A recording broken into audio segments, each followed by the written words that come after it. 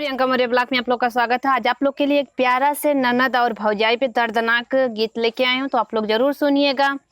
ससुर करूठनी नदिया नैहरे जाही रोवन नैहरे जाही रोवनी हो।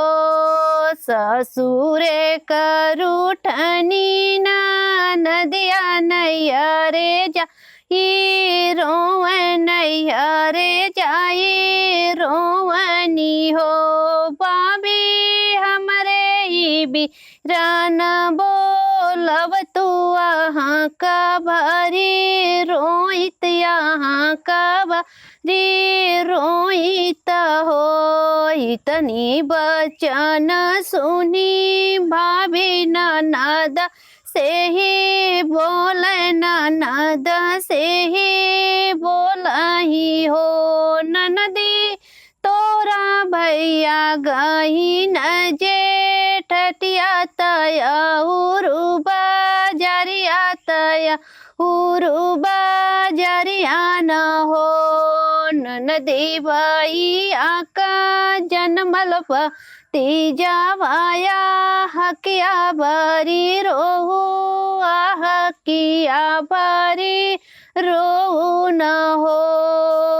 बोलही त बोलू भय भाभी बोलहु नाही पवलू बोलहु नाही जनलू न हो। बोलिया त बोललू ये भाभी बोलहु तही जनलू बोलहु नाही जनलू न हो।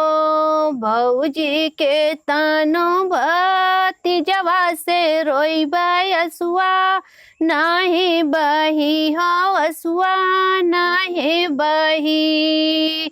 घर में से निकला भतीजवा बुआ से अरज कर बुआ से अरज कर न हो।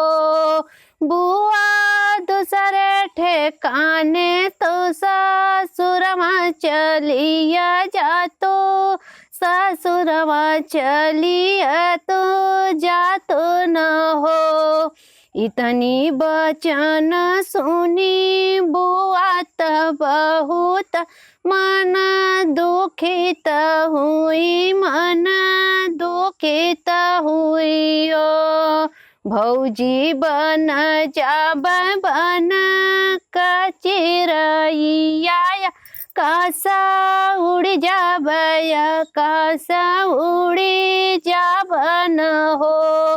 भौजी देखब बाबा क बगैचा मैया कम रही मैया कम रही न हो।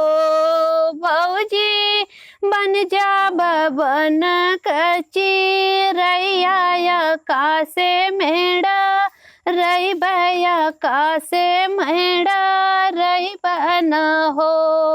भौजी छोड़ दे अपन नैहर मना ही छोड़ा अपन मायरियाना ही छोड़ब अपन ही मायरियाना ही छोड़ब हो। ससुरे करूठनी नदिया नहीं हरे आही रोवे नहीं हरे आही रोवनी हो। बाबी हमरे ही बीरन के बोलब तू हमरे ही बीरन के बोलब तू आहा कभरी रोहित यहाँ कभरी रोहित हो।